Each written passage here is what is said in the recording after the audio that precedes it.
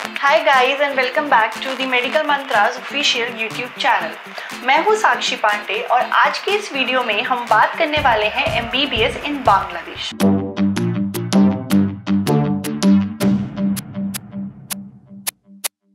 सबसे पहले अगर कोर्स ड्यूरेशन की बात की जाए तो MBBS in Bangladesh is of 6 year, जिसमें आपकी 5 ईयर आपको थियोरेटिकल पढ़ाई कराई जाती है and the last year is for the practical knowledge, जिसको हम इंटर्नशिप कहते हैं। जब आप इंटर्नशिप कर रहे होते हैं तो उस टाइम पे आपको साथ में स्टाइपेंड भी प्रोवाइड करते हैं। अब बच्चों होता क्या है कि जब भी आप इंडिया से बाहर एमबीबीएस करने जा रहे हैं तो सबसे इम्पॉर्टेंट फैक्टर जो बच्चा कंसीडर करता है जब भी वो कोई यूनिवर्सिटी या कोई कंट्री चूज़ करता है कि जिस भी यूनिवर्सिटी में मैं जा रहा हूँ उस यूनिवर्सिटी की FMGE पासिंग परसेंटेज क्या है। तो यहाँ पर एक अच्छी बात ये है कि अगर आप लास्ट ईयर का डेटा देखते हैं 2020 का, तो the FMGE passing percentage of Bangladesh was highest, it is more than 40%। अब सिर्फ लास्ट ईयर का ही नहीं, अगर आप प्रीवियस ईयर के डेटास को भी देखें जैसे कि 2019, 2018, तो उसमें भी आप ये देखेंगे कि बांग्लादेश का FMGE पासिंग परसेंटेज हमेशा से ही काफ़ी अच्छा रहता है। अब ऐसा क्यों है? तो ऐसा इसलिए है क्योंकि सबसे इम्पॉर्टेंट जो सिलेबस होता है, जैसा सिलेबस आपको इंडिया में पढ़ाया जाता है वही सेम सिलेबस आपको बांग्लादेश में भी पढ़ाया जाता है। जी हाँ, बांग्लादेश इंडिया का डिक्टो सिलेबस फॉलो करता है। इवन इंडिया में पढ़ाए जाने वाले बहुत सारे ऑथर्स को भी बांग्लादेश की टीचर्स एमबीबीएस कोर्स के ड्यूरेशन में रेफ़र करने को कहती हैं। सिलेबस के अलावा अगर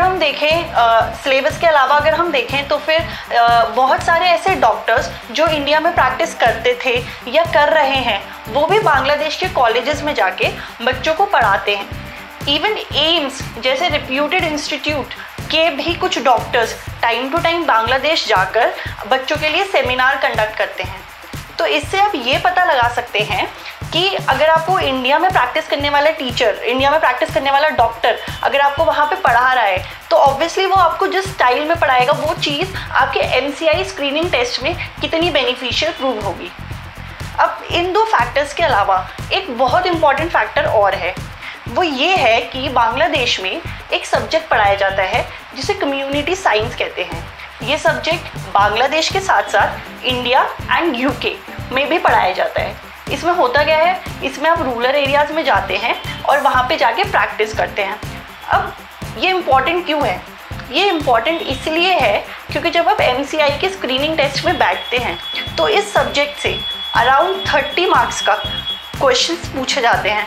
तो ऑब्वियसली ये चीज़ उन स्टूडेंट्स के लिए जो MBBS फ्रॉम बांग्लादेश कर रहे हैं बेनिफिशियल प्रूव्ड होती है compare to the student who are doing it from Russia, Georgia, Philippines and other countries. इसके बाद अगर हम बात करते हैं लैंग्वेज की, तो बांग्लादेश में जो लैंग्वेज बोली जाती है वो है आपकी English, Hindi, Bangla and Urdu. तो अगर आप बांग्लादेश जा रहे हैं और आप वहाँ के लोकल लोगों से, लोकल पीपल से वहाँ पे बात कर रहे हैं या आप पेशेंट्स के साथ इंटरेक्ट कर रहे हैं या फिर आप क्लास में बैठ के लेक्चर ले रहे हैं, तो लैंग्वेज आपको वहाँ पे कभी भी परेशान नहीं करती, right. You can speak the language you are comfortable in, right. उसके बाद क्या होता है कि कुछ कंट्रीज़ में ऐसा होता है कि आप वहाँ MBBS करने जाते हैं तो आपको फर्स्ट ईयर में वहाँ की बेसिक लैंग्वेज सिखाई जाती है। जैसे हम रशिया की ही अगर बात करें तो रशिया में क्या होता है, बच्चे MBBS के साथ साथ फर्स्ट ईयर में आपकी बेसिक लैंग्वेज को सीखते हैं। तो अब बच्चों को ये लगता है कि अरे हमारा MBBS का इतना ज़्यादा कोर्स है, उसके साथ हमें एक लैंग्वेज और हमें पढ़नी पड़ रही है, तो बहुत सारे बच्चे इसको एक बर्डन समझते हैं, राइट। तो अगर आप MBBS इन बांग्लादेश चूज़ करते हैं तो you are free from this burden over there.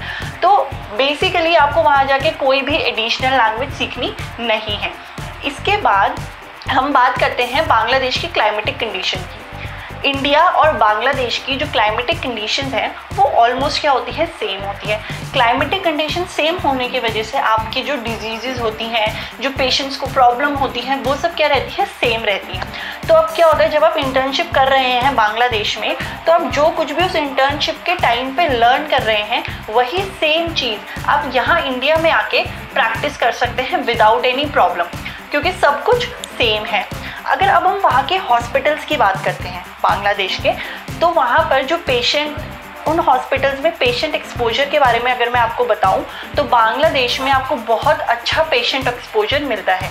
जैसे कि इंडिया के government colleges as well as India के कुछ अच्छे प्राइवेट कॉलेजेस में पेशेंट एक्सपोजर मिलता है, वही सेम पेशेंट एक्सपोजर आपको बांग्लादेश के कॉलेजेस, वहाँ की यूनिवर्सिटी भी प्रोवाइड करती हैं।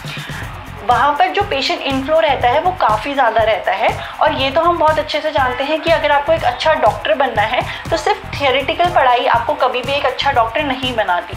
आप जितनी ज़्यादा प्रैक्टिस करते हैं आप उतनी ही अच्छे डॉक्टर बनते हैं। तो बांग्लादेश इस चीज़ के लिए आपको एक प्लस पॉइंट, आप बांग्लादेश को कंसिडर कर सकते हैं। इसके बाद हम एक जो और बहुत अच्छी चीज़ है वो ये है कि अगर सपोज़ कोई फेस्टिवल है या छोटी सी वेकेशन है और आप घर वापस आना चाहते हैं तो आप इजीली बांग्लादेश से इंडिया अपने घर वापस आ सकते हैं।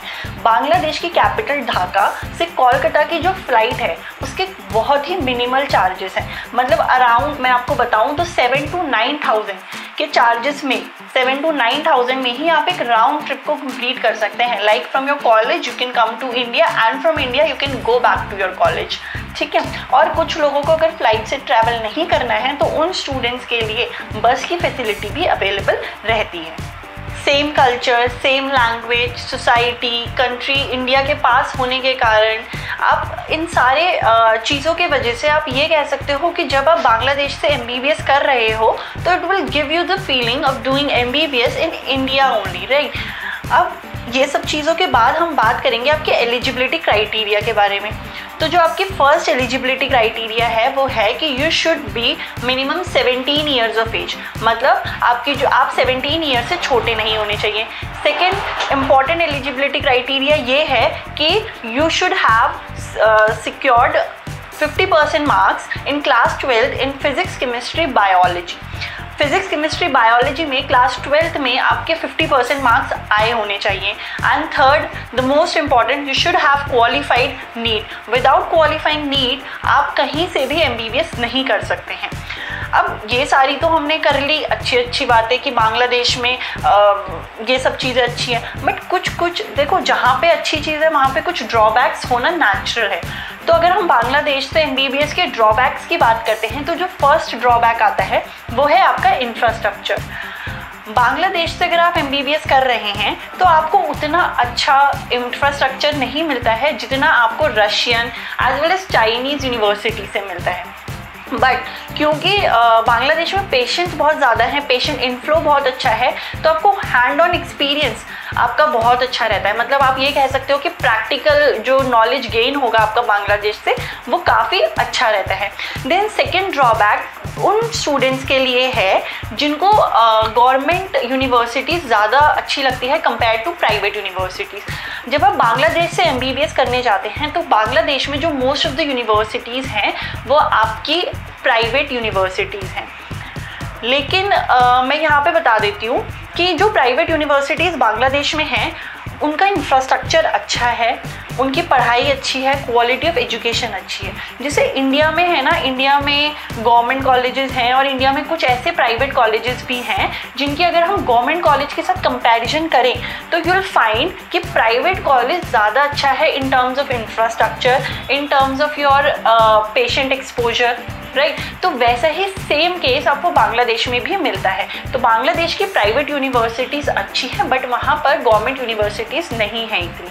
अगर आपको गवर्नमेंट यूनिवर्सिटी से करना है तो आई वुड सजेस्ट यू कि आप MBBS इन बांग्लादेश को चूज़ ना करें, rather choose MBBS in Russia, क्योंकि रशिया में बहुत ही अफोर्डेबल प्राइस में आपको काफ़ी अच्छी गवर्नमेंट यूनिवर्सिटीज़ मिल जाएंगी।